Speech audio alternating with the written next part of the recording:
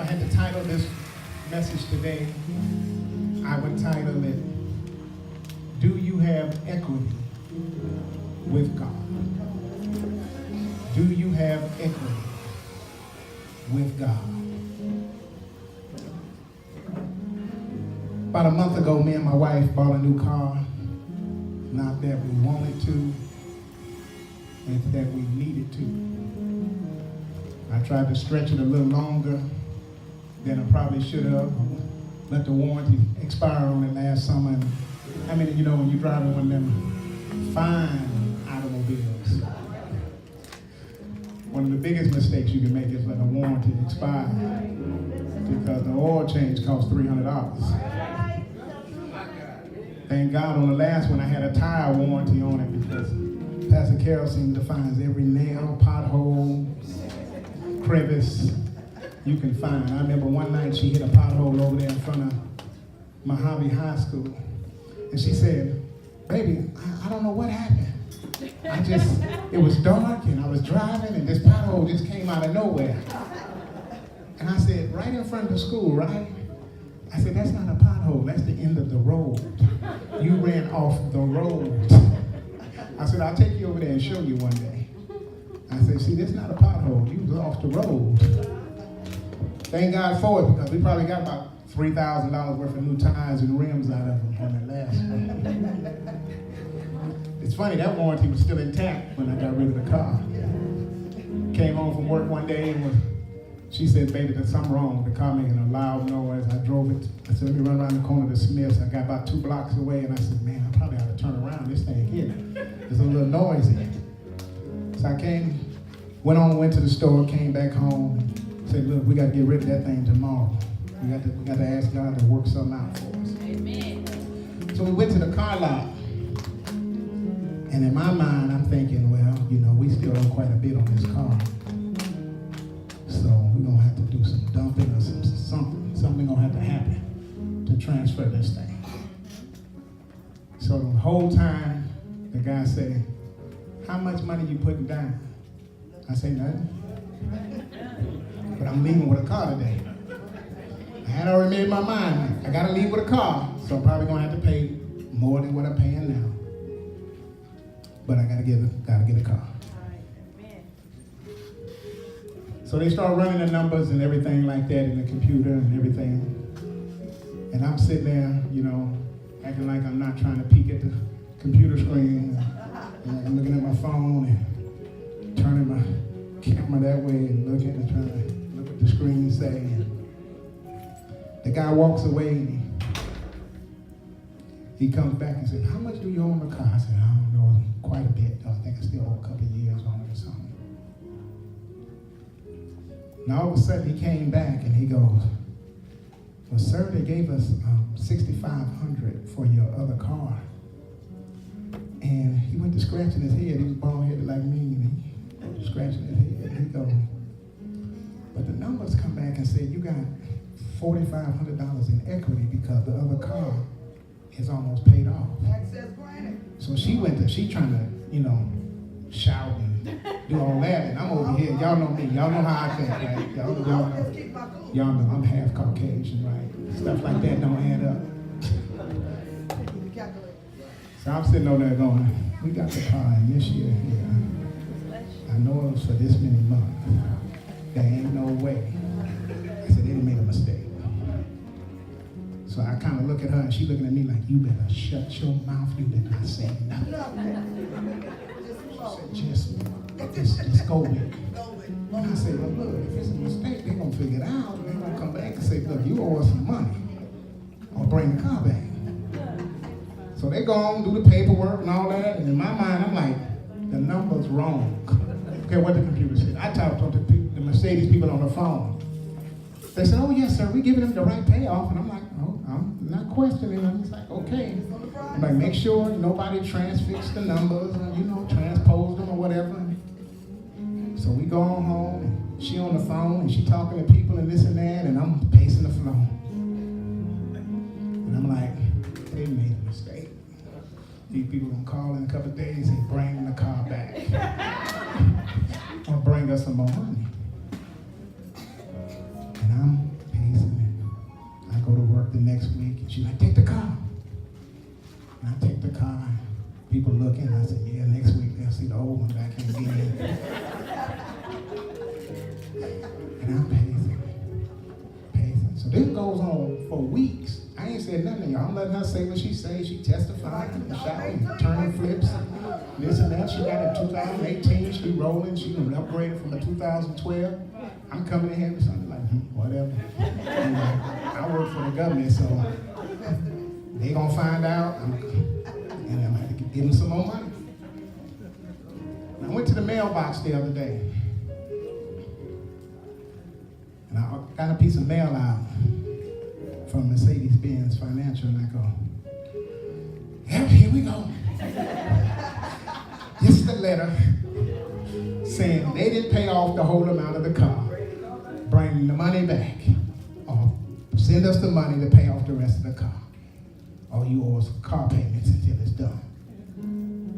So I didn't even want to open it.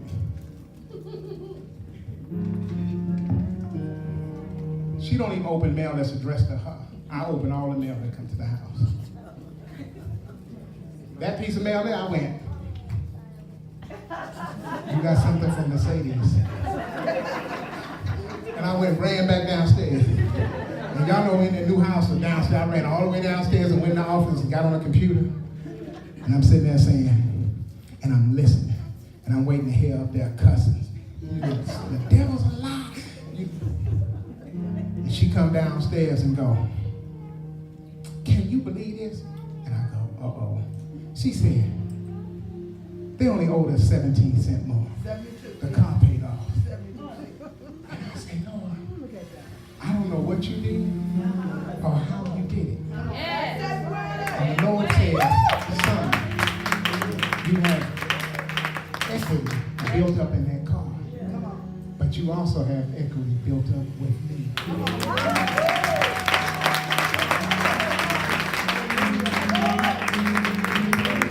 So, thought about some things here about equity. I'm going to read a little background on equity. Building equity is one of the primary financial benefits of home ownership. You don't notice it while it's happening, but it all goes well. But if all goes well, you end up with a significant asset that you can use for almost anything. Come on. What is equity? Equity is the amount of your home that you actually own. If you borrow money to buy your home, you can calculate equity by subtracting your loan balance from the value of your home. If the result is a negative number, you have a negative equity because of the home is worth less than you owe on it. Example, your home is worth $250,000 and you owe $100,000 on your mortgage. $250,000 minus $100,000 equals $150,000 of equity in your home. What can you do with your equity? You can receive cash after you sell the home and pay any related costs. You can borrow against it with a home equity loan or a home equity line of credit. Use it for a down payment on your next purchase. How do you build equity? The more equity you have, the better. There are two ways to build equity. The property value increases, the amount of debt decreases. You can take an active or passive approach to building equity depending on your goals, your resources, and your luck. Increase the property value. Your home's market value is an important element of your equity calculation. If the home value rises, you instantly have more equity. So it makes home prices head upward. Rising prices in your market, if you are fortunate, home values in your market might increase over time without any effort on your part. This is most likely to happen in an attractive neighborhoods and growing towns. Home improvements. You can also invest in your home to increase its value. Updating the kitchen, the bathrooms, improving landscaping, and making the home more energy efficient can all pay off. But those projects cost money up front, and you need to be confident that you can more than recoup those costs. If you're making the improvements mainly to build equity, pick projects with the highest return on investment. Upkeep. Routine maintenance is boring, but homes that's falling apart is not worth much to anybody. You can actually see your home equity decrease if you fail to address issues like leaks and deteriorating roofing. Think about your own life. How do we build equity with God? Through relationship. You can't pay God off. You can't give God all your money. It don't get you no further with God. What gets you equity with God is your relationship with Him. Your relationship is what builds equity with God. And we build up our relationships with someone by spending time with them. See, in a relationship you have with an individual, whether it's a significant other, a spouse, a child, a friend, if you never spend time with each other,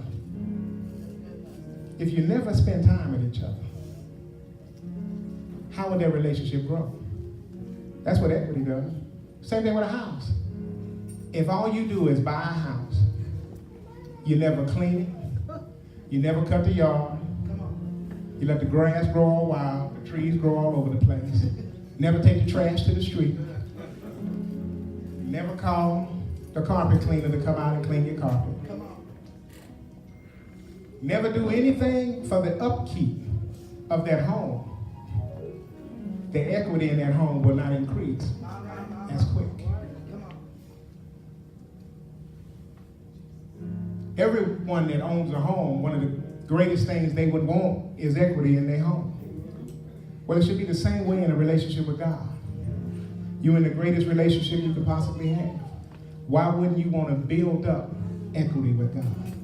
Because I've said this a million times, in this walk, it ain't going to always be easy. In the 30 years I've been walking with God, I can say there's been many, many, many years that there's been hard times. And I'm not talking about hard times, lack of money, things like that. I'm talking about just hard times in my relationship with Him, my relationship with others. I can remember this coming from a preacher. I've been preaching 25 years. And I can remember going years with never hitting my knees and praying. Come on, Pastor. Don't look shocked. Don't look shocked. Preachers go through too. That's right. I've been there. Come on. I remember my wife some years ago was dealing with a bout of, I guess you could basically call it depression. And she went into what she called the cave of Adullam. And there was nothing I could do, say, or anything. She didn't go to church. I got up on Sunday morning and went to church every Sunday. And she was laying there in the bed. I come back from church, she'd be laying there in the bed. There was nothing I can say. And I didn't say, what's wrong with you? No, I said, it's between her and God. I'm going to pray for her. And that wasn't part of the years I wasn't praying. I was praying during that time frame. When someone close to you and you see them going through like that, you hitting them knees. That's right. Jesus. And when she came out of it, I said, oh, devil, you in trouble now. Yeah. But she ain't looked back. She came out of that cave and she hit that road and she was getting speaking engagements all across the country. All over the place. My mama said, baby, I'm retired. I got my traveling shoes on. Let's go. She said, Mama, I'm going to Columbus. I'm going with you. Mama, I'm going to Monroe. I'm going with you. I'm going to LA. I'm going with you. Next thing you know, they was flying all over the place. Next thing you know, the whole team was like, we going too. Everybody was flying with her. God showed me. See, she had some equity built up with God during that time frame. So she wasn't praying. She wasn't reading a word. Come on. She wasn't on the phone like she is with her mentees every day. Everybody got their schedule Monday through Friday, Saturday, Sunday, Monday, Saturday, Sunday, 7 a.m.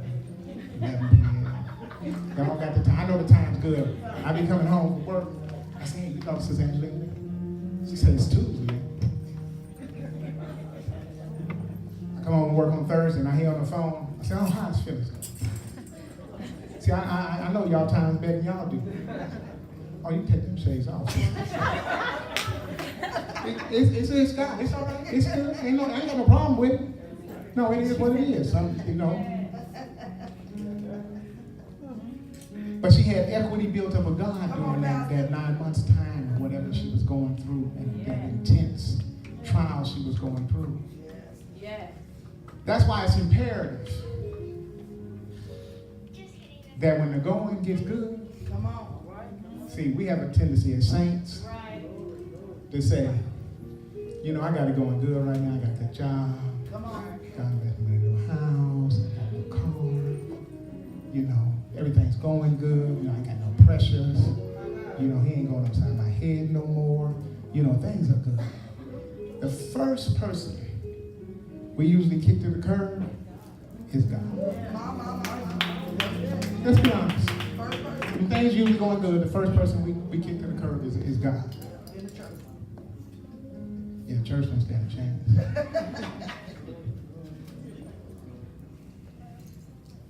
When you really have equity built up with God, when those trials come, because they are coming, Come on.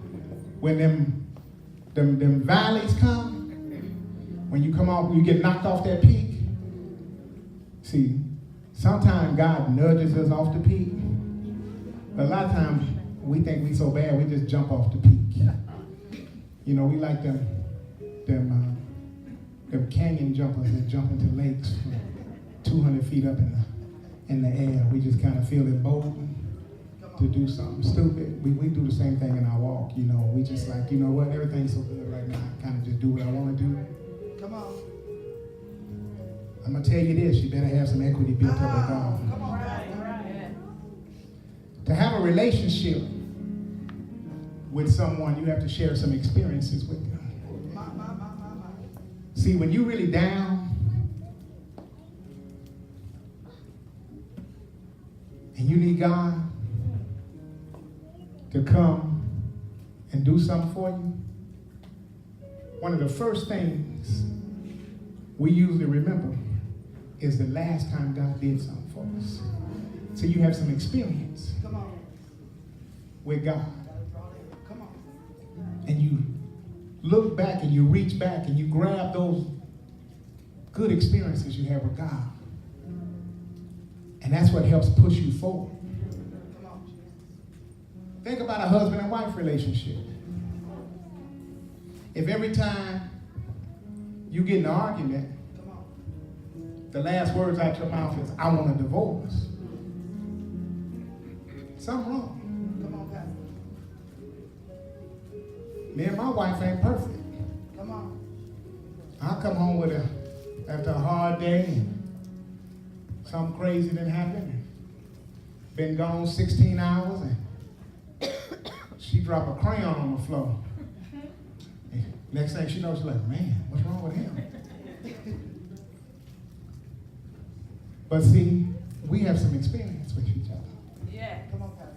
So she can reach back and say, but I remember last week when he took me to that nice 5-star restaurant for dinner. Yeah. And in Tyrone's case, bought some shoes. Hey. You need some shade, sister? She can reach back and remember those good experiences.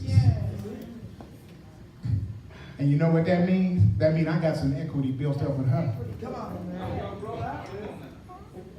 See, that's what a relationship should be. Right. Building equity. We do it on the jobs. We do it on the job, especially if you're going up the corporate ladder, That's right, Pastor. up the chain of management. You know, I have people tell me all the time, I say, why are you doing that for them? I say, because they're going somewhere. You know, and they made a little mistake, and we can help fix it and help them out.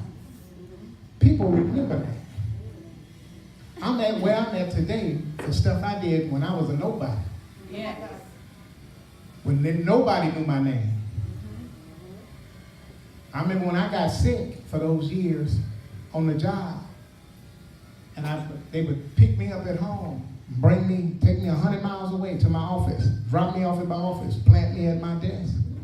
And I sat there till lunchtime, and I came back to it, and they put me in a truck, and they brought me back to Vegas. When God healed me, and I got out around the complex and over the facility, people said, oh, I didn't even know you still worked here.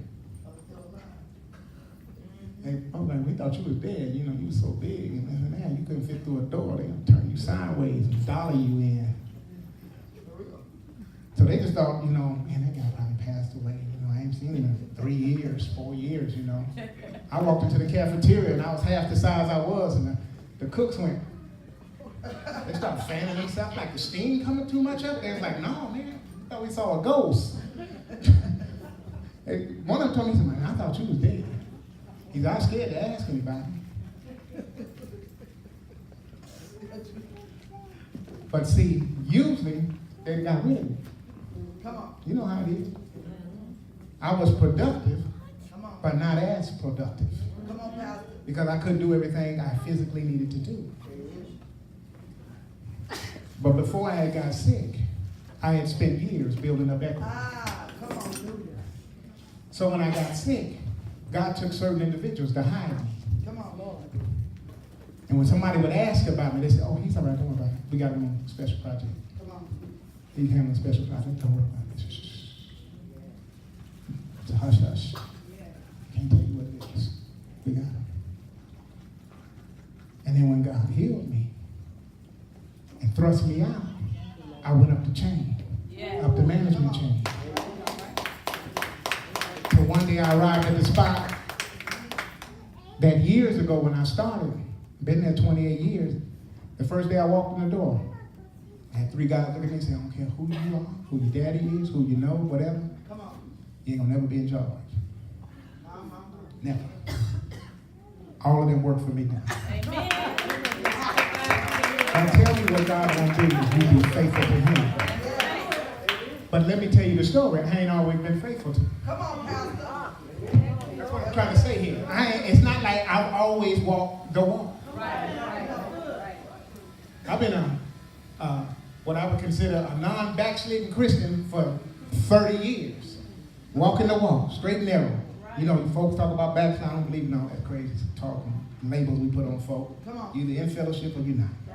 Come on. And you may be in fellowship, and your relationship may be different from mine. So just because you don't do what I do and go to church every Sunday and go to Bible study every week and read my Bible every day and pray every day, don't mean that I'm any closer to God than anybody else. See, that's the problem we got. We think it's because of the many things. I can remember when I first got saved. See, this is how I knew I was saved. Come on. Because I watch TV, my wife will tell you, on a work day, 8 hours a day. Come on. I was in the military, I put my time in. We had a 2.5-hour lunch break. I spent 2 hours watching TV. Young and the Restless, All My Children, and the Noon News. Had 15 minutes to work, 15 minutes to the house, and 15 minutes back to work. 2.5-hour lunch. Had it down pat. Would arrive home, boom, and the Young and the Restless song would be playing. And I'd be sitting there saying, well, yeah, I'm having me some 2 hot dogs and some ramen noodle. And I'm going to sit here and watch Victor tear up the whole time. And all my children come on, and I'd watch it. Then the noon news would come on. And just as they get ready to go to the sports, I already knew what that was. I'd shoot back to work and run in to the motor pool, stand in formation. I'm here, sir. And they just shake their head. That boy know he hooked on them stories. Then I come home from work about 5 o'clock, and for the next 6 hours, watch TV. Sports, movies, whatever. Addicted. See, when I first got saved, though, I just thought that you just needed to go all in. Thank God I did. Some of us need to go all in at the beginning. I was one of them. If I had kind of played that game out here on the outside edge and this and that, I wouldn't be here right now. I'm not talking about right here preaching. I'm talking about alive. Because I was a little crazy. So what I did was I stopped going home for lunch. I took the 2.5 hours. I had my own building, my own room. I just prayed and read my Bible for 2.5 hours. And if anybody walked through the door, they heard them about them going to hell if they didn't get saved. Going in a handbasket too. I didn't know no better.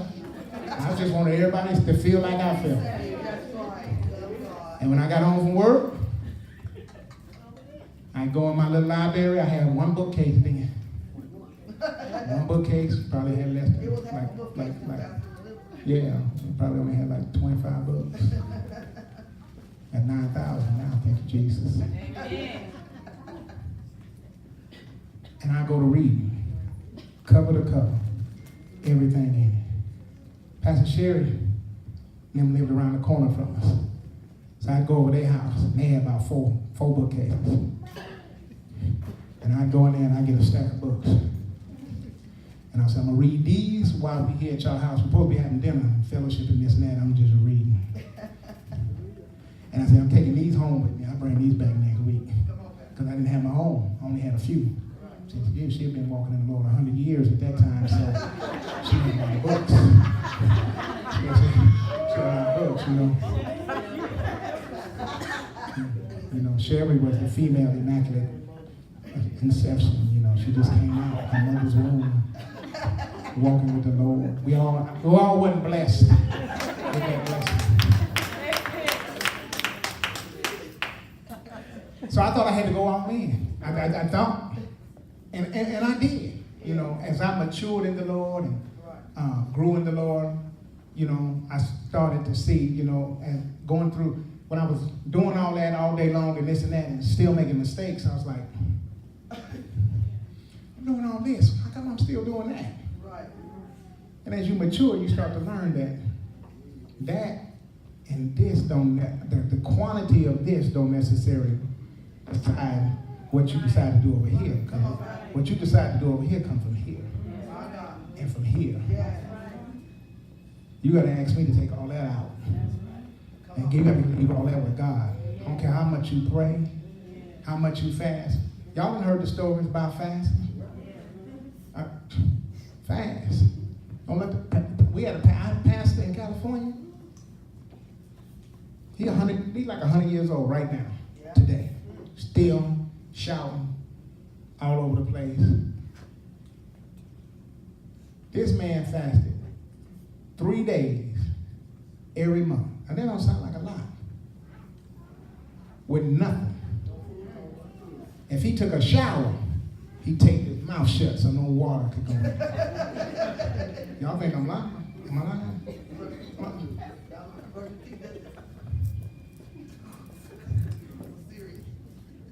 That's how serious he was. So he called a fast. It's time to fast. Now, you know, my wife now, thank God for her and Pastor Sherry, because I love sports. And see, they had church Sunday morning, and you had to be at Sunday school. If you didn't, you pretty much got cussed out. What do you mean you just come to service and miss Sunday school? A nerve review. And you had to go to Bible band. Some of y'all come out to church, you got in Christ, you know about Bible band.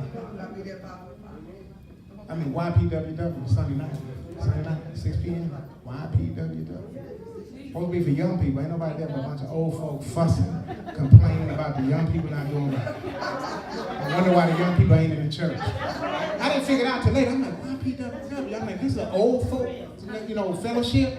It's like, no, they're supposed to be for young people, willing and working. Ain't none of them willing because ain't nobody here working to help any of them because y'all done left them at home.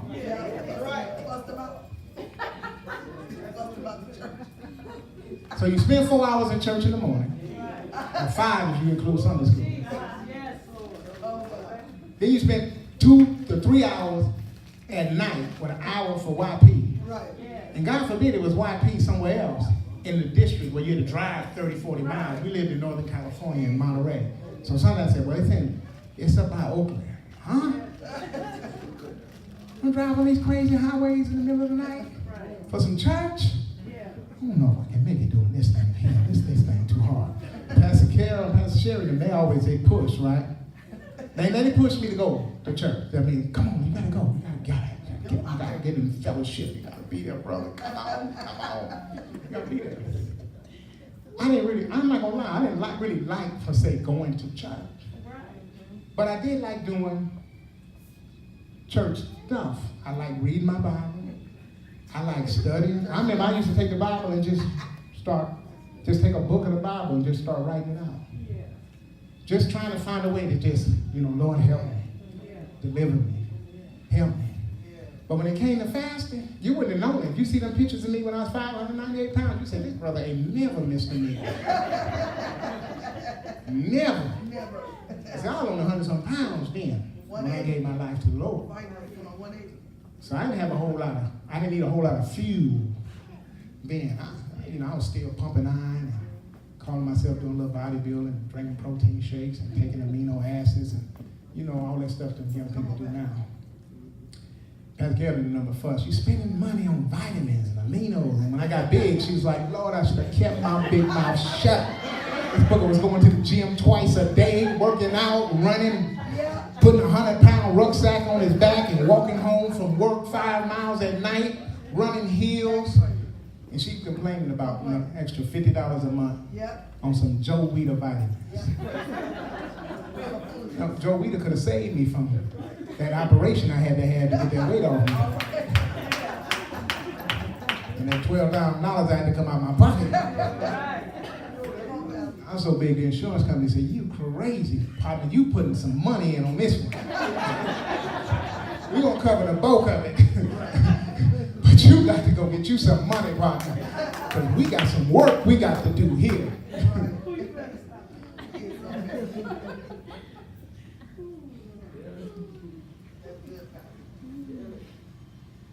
But when it came to fasting, Pastor Sherry and Pastor Carol, I said, look, we're going on a 7-day fast. We're going to drink water, though. We're going to drink some water. 7 days, we're going to drink water. No juice, no lemonade. All those funny concoctions we be making up and all that to help us get through. I need this to help cleanse me. Look, if you just drink water straight for 7 days, you're going to be clean. You're going to be clean. And they would hate me because I'd hold them to the wire. I said, no, we started at midnight, we ended at midnight. So I'd go to bed like 9 p.m. These boogers be sitting in the living room giggling and laughing, talking about what they gonna eat, dreaming up, we going grocery shopping tomorrow. Girl, we going to the commissary. Let me tell you about the commissary. Girl, we buying some steaks, we have tacos, hamburgers, I'm cooking breakfast, lunch, and dinner tomorrow. But they knew they couldn't eat like that coming right off the fast. They had what you call a break fast. That's actually what breakfast is, break fast. So they would make them put a ramen noodle on. So they start boiling the water like 11:30. Knowing that water gonna evaporate. And they got to go back and boil it again. But they didn't care. They let the first pot boil, the water evaporate, they go back and put some more water in it. And then be sitting there talking about, come on, hurry up, get hot, get hot, get hot, get hot, get hot. Get hot, get hot, come on, it's almost 12. Girl, you break the noodles up. I make sure I get the powder packet open. And I be in the room listening to them. And I mean, they be like kids, like they had an ice cream party or something. And they'll drop that thing in there a little bit before 12. And they sitting there and they stirring. Like that's gonna make it cook it faster. They stirring. Girl, put the powder in, put the powder in. Girl, add a little seasoning salt to it. Put some pepper in it. Girl, maybe we throw a little egg in there with it or something, just a little protein, add a little protein to it. I mean, And I be in there rolling. I be hungry too, don't get me wrong now. I be sitting there trying to be a man. And y'all know the ramen noodles, especially that chicken, when you smell that smell coming up the hallway. And we stayed in that little old townhouse, and I be sitting there going. And I reach over and grab my water jug, you know. I'm like, you know how you get when you fast, you had a gallon water jug? That water hit that stomach, and you be like, and I'm like, I'm gonna show them. I'm close to that God that they just can't wait till morning and eat a normal breakfast. And my stupid self sitting in there in the dark, just looking at the walls.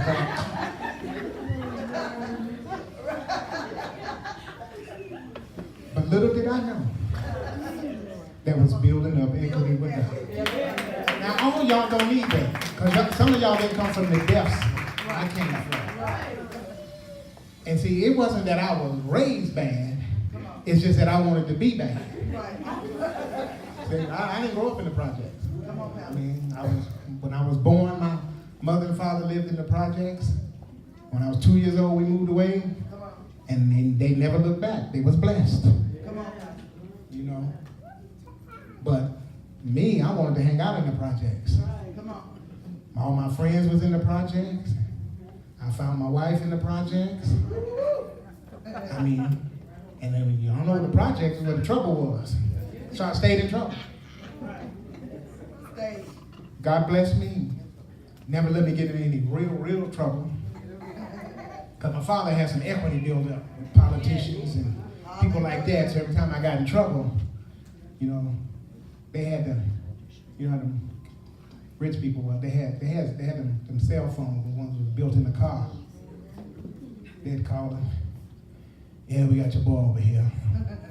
Yeah, the wagon taking the rest of them, but we're gonna hold your boy over here till you get here. I'm telling you, you better talk, you better get into this young man's head. So I go home, everybody else go down on Bonanza or downtown, depending on how old they was. But see, when I gave my life to the Lord, I went all in. Yes. And what I did was, I got a little self-righteous. Not a little self-righteous, a lot self-righteous. You know, I remember walking among my former friends, like, nah, I can't hang out with y'all no more. And y'all full of foolishness. Too close to God. I'm too close to God. It's funny how I'm still in contact with some of them now. After our service last week, one of them contacted me through Facebook. He used to actually be one of my bosses in the Army, and he said, man, I'm so proud of you. He said, man, I remember the day you came back. Because he was a backsliding Christian. So that Monday when I got back to work, I said, man, I got saved. He was like, man, what you doing? You ain't ready for that, man. You still young, got it going on, this and that, man. You need to go and experience some things. And I'm like, man, no, I experienced a whole lot of things, man. You know, I grew up kind of fast and this and that.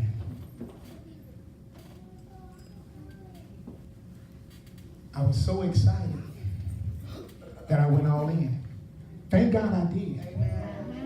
Because, see, one way to get self-righteousness knocked out of you is to keep on walking this walk. Because you know how I tell y'all I got, you know, this bad disc in my back, right? So I can just be walking along and my knee give out and I just, boom, just tumble on the ground. I got that thing so down packed, I can just push up one arm now. Pop back up. People be like, did he do that on purpose? He just went. It just go. It just do it on its own. I mean, the doctor said I wasn't going to walk. I wasn't going to be walking. So thank God. I'll take a little tumble every now and again and just protect me on the tumble rope. I'd be like Kennedy and she'd be tumbling around the house. She was over there yesterday. She was on that tile trying to put her hands behind her back. I said, what you trying to do? She said, I'm going to flip over. I said, girl, is you crazy? Get on my papa, I can do it. I know what I'm doing. No, I'm kidding you. You ain't ready for that yet. You need to get a tumbling mat to do that. You're going to bust your face here on this thing here. Knowing your mama, she's going to sue my homeowners insurance. Ain't that right, Courtney? Hurt your daughter. You sat there and watched her, Daddy. Yeah, It's your fault. You're going to have troubles and trials come your way. There's going to come a time that you're not going to want to come up in here and see nobody. Come on. There's going to come a time you're going to walk up in here and you're going to say, if one person speak to me the wrong way today.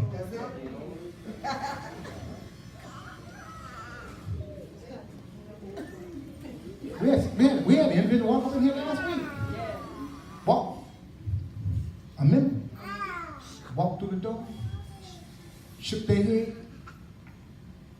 I said, I'm out. I'm just coming to say bye. People be going through. But it's your relationship and the experiences you've had with God that you need to be able to reach back on and grab when those trials and those problems come your way. Because they're coming. It's not, this life ain't gonna, it ain't gonna always be easy. You're gonna have things, good look, bad things happen to good people. That's probably what Donald Trump's saying right now. I've been so good, and all this bad stuff happening to me. It's gonna get a little worse too. You're not immune from problems. The question is, what are you going to do when the problems come? When the trials and the tribulations come? Do you have enough built up with God that you can call on Him in your way? See, we don't all call on Him the same way. You know, I make the joke about me and Pastor Carol all the time. We just two different people.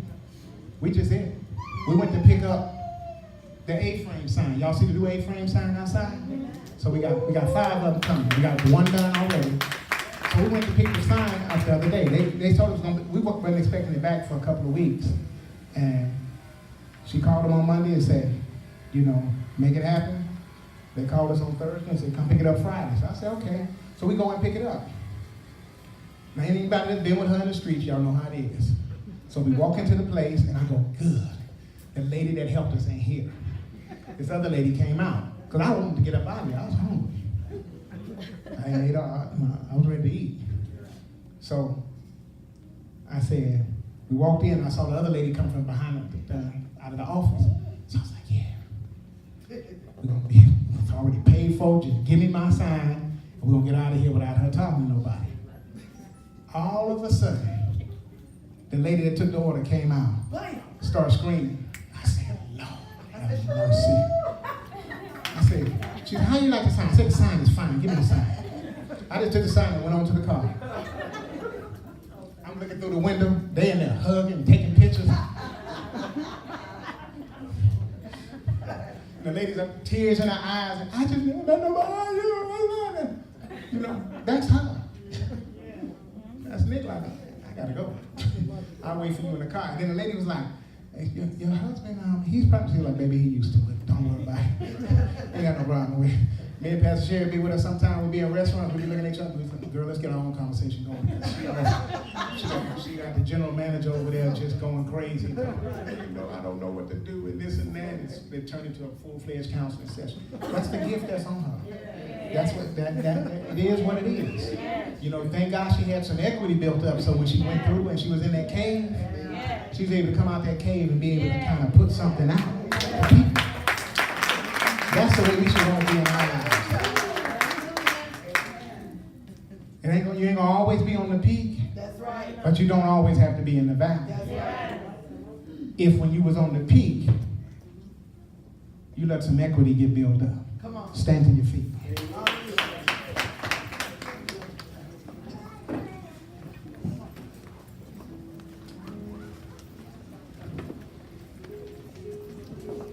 If you take nothing away from the day, take this. Your relationship with God should be the most important thing in your life.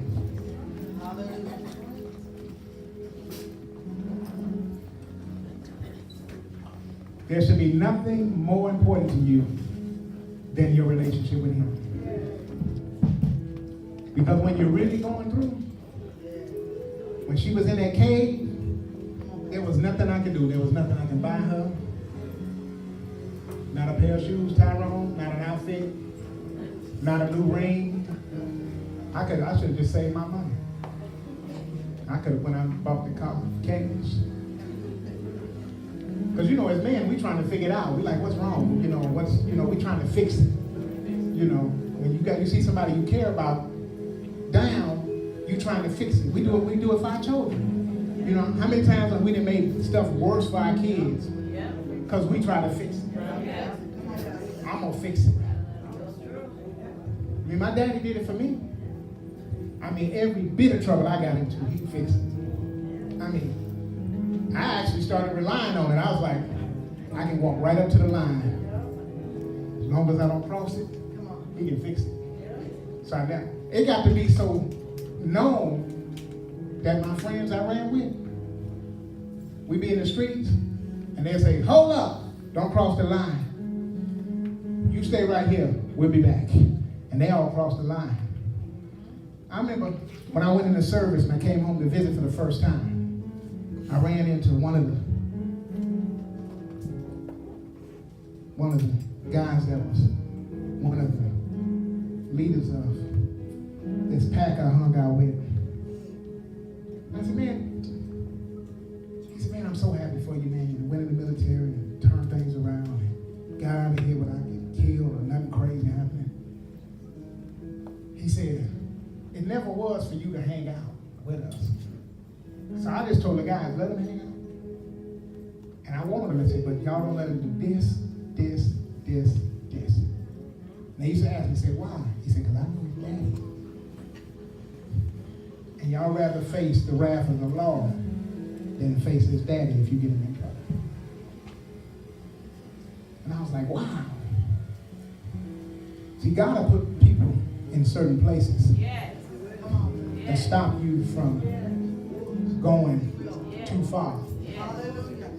Some of us try to push that person away and go do our own thing. You better hope you got some equity built up with God.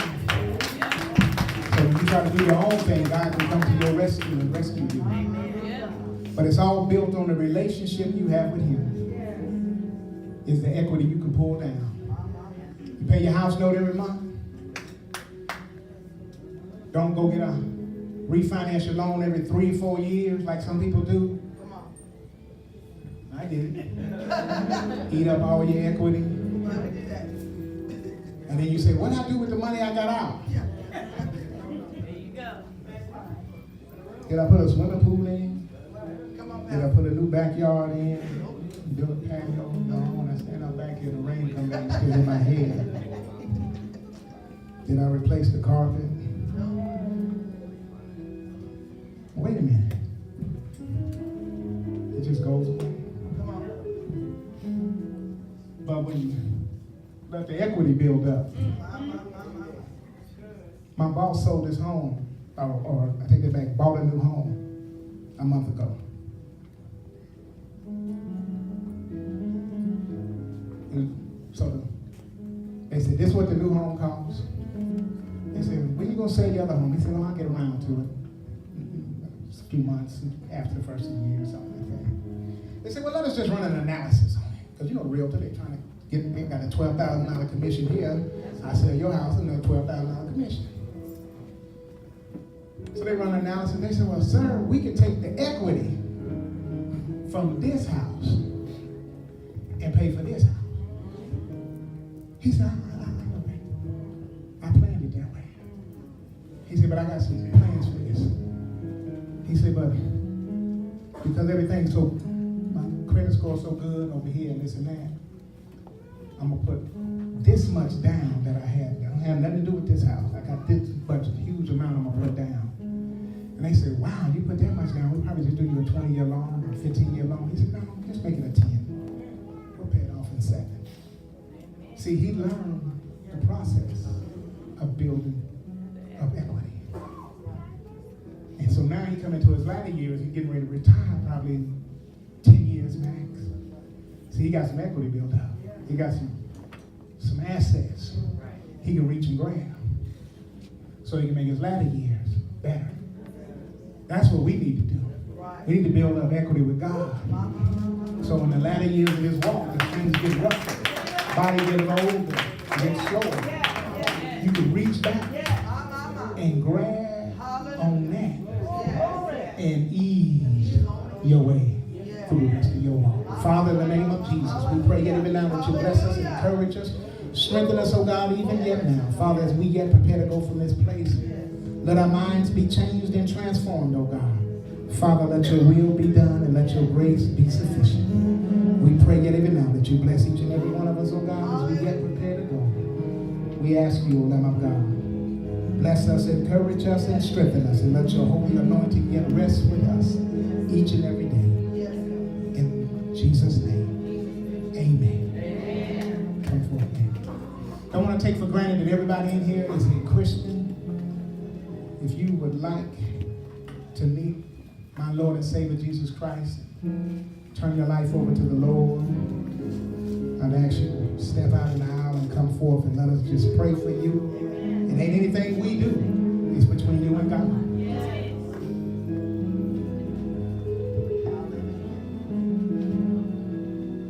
All right. So I want to thank everybody again for coming out today. Thank the volunteers for coming out. We need your help on Sunday mornings until we get everything down packed. If you see we was in here today with Vaseline, putting Vaseline on the pipes and pushing the stuff together. Me and Courtney couldn't figure it out yesterday. I was like, get the olive oil. Church floor. Go get the olive oil. And I'm putting the olive oil on the pipe and it's just drying it up. I'm like, man, that ain't working. We put one pipe together, we almost killed each other trying to pull it apart. I said, we got to be doing something wrong. Where's your wife at? She know how to do this stuff. She show up at the house tomorrow. I didn't do mine. Whitney and Ashley did. And I'm like, I said, you know what, Courtney? We need some Vaseline. Baby, throw the Vaseline down. We'll get this stuff together. Pop that Vaseline on there, put it together, boom, boom, boom, put it up. Little Nick came out, looked down the stairs and said, y'all got it. I said, thanks for your help, partner. But I thank you all for coming out, helping us, and I'm asking you to help us break down as we get ready to get out of here and get the vehicles loaded up and things like that. Just pick up the trash and do what we do, make the place look like it looked when we walked in here. All right?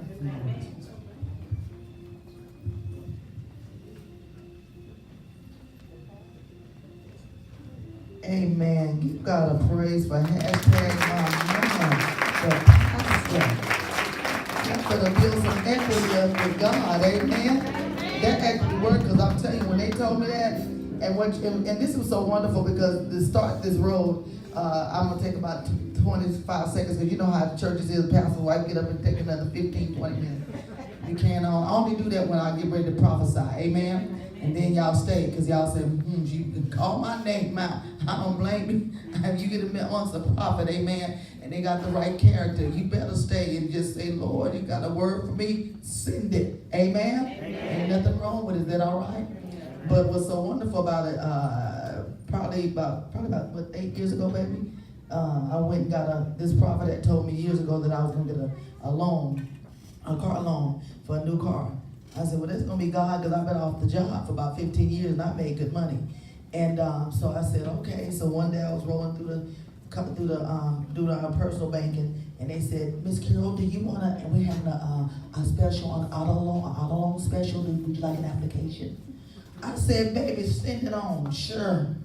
This is God. So God said, this prophecy is coming to pass. And I said, okay. Now, I don't got no job, and if you know anything about finances, because that's where I was in the financial field as a compliance officer after I was working for brokers, and that's a securities police to make sure they operate ethically, and he was a part-time broker. So I got it and filled it on out. He said, go on, fill it out, honey. And so I filled it out, so I got approved money, not pre-approved. So I said, okay, and God told me, he said, go get a used Mercedes. I said, well, this ain't enough for not even a used Honda. Okay, so we went, me and Pastor Sherry, she went with me, and I looked and I ended up at the Honda dealer that just opened up on Centennial. And got and went on there, because the other place I looked wasn't acting right, and went there, and look at this, they had 3 used Mercedes on the lot. Now, they didn't even have their own Hondas that was used on sale. So God said, pick one, whichever one you want. And Pastor Nick, because you know God spin the wheel. He is a pessimist. He pessimistic. I'm optimistic. Because when I told him God said get a Mercedes, he said, Carol, don't start. He's watching TV then. And I said, okay. They said, okay, this you gotta stay within this frame of, for car note. So I said, okay. So went out there, long story short, in 1 hour. And but the bank tried to offer me in the approved money, the car lot financed me in 1 hour. She can tell. And we had a choice. We was gonna go to church. We said, no, let's go to Applebee's instead, stay in the area. And I left out there with this 2006 Mercedes, right? Rolling, and he's starting to like it now. See, and talk them into it, push them on into it, they get on into it. But long story short, after then, and the payments were wonderful. And plus we had an extended warranty. They beat out my bank. Then, so about 18 months, 2 years, Pastor said, well, I'm gonna get you a new one. So we went on down to the Mercedes place and we got that one. But when we got to this lot, now you know we dumped the 6 in the 12. You dump them in there. You dump the cars in the other cars. Don't we do it? Yes. So when this man said we got this 2018 Mercedes, and y'all know we don't talk about what we have, y'all just people can see it. But I'm saying this because God said access granted because we did not want to go get a car. Because God had blessed us with a new home. And we said, no, we planners. Him and I are planners. We plan. Even if we fail, we still have a plan. We don't just do things sporadic. Amen? And we different type of black folk. And so we had a plan. We're moving to church and we'll move the house next year and then the car. And all God said, no, I said access granted. In September to me. I'm telling you what I'm talking about. We looked at the 2018. They had just delivered it to the lot where we were. So we looked at it, but we didn't look at it because it had a sold sign on it. So when the man said, well, let me look it up and see if it's available. Well, no, it's not going to be sold. It's just here. But God did that because he didn't want other people to see it. Amen. And when we left out of there, look at this. When that man came back and said, you got 4,000. It's like he was announcing something on Price is Right. $4,550 in equity. I was all cool. Your mama said, act like you ain't been nowhere and seen nothing. I was like, okay. All right. Then I said, baby.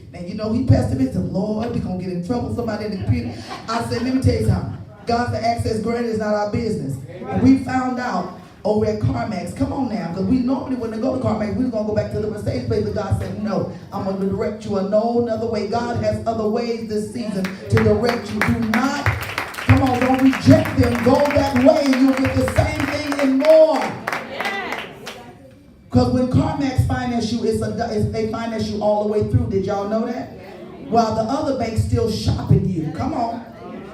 They don't shop you. You done. Somebody make a mistake. The guy said that's on them or on us. That's what he told us, didn't he?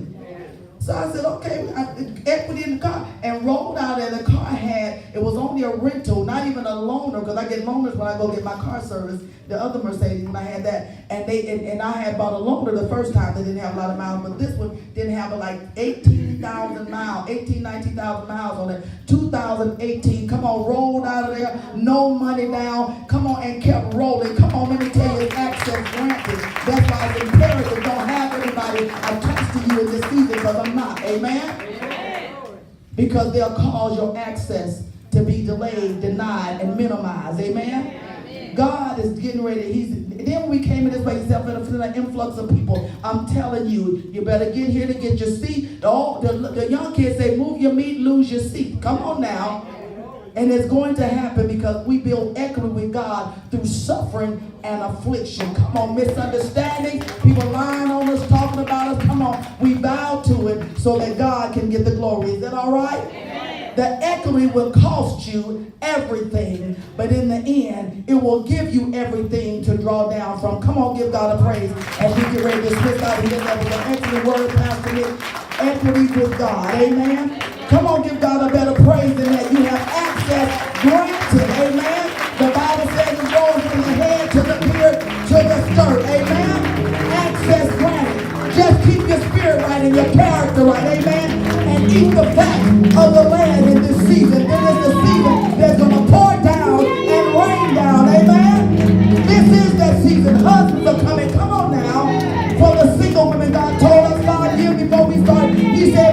marriages will take place at Shekinah glory. He said, because you're going to teach the men commitment and you will teach the women submission. Amen. And when you bring those two together, you got a team. Come on, give God a praise. Come on, give him a praise. It's happening in this place. I'm telling you, I started it. We won't be here no long time. God's going to rush Shekinah glory out. Amen.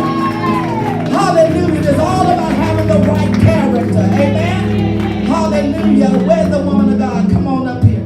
She took her little fan out. I said, well, I got a fan too. I mean, take my fan. Come on, give God a praise for the woman of God. Get ready to sit. We love our leaders. We love our people. We thank you from the bottom of our hearts for helping us and pushing us. We're going up together. Is that all right? We're going in unity. Give God another praise for hashtag my man. I love him. Amen. I appreciate him. Sometimes I push him off the cliff. And he said, wait a minute, Carol, because he's pessimistic. Amen. I'm optimistic, but I'm nobody's fool. Amen. I move with wisdom. Amen. And you know how you get wisdom? Much suffering. Amen. Much suffering begets wisdom. Come on, give God a praise.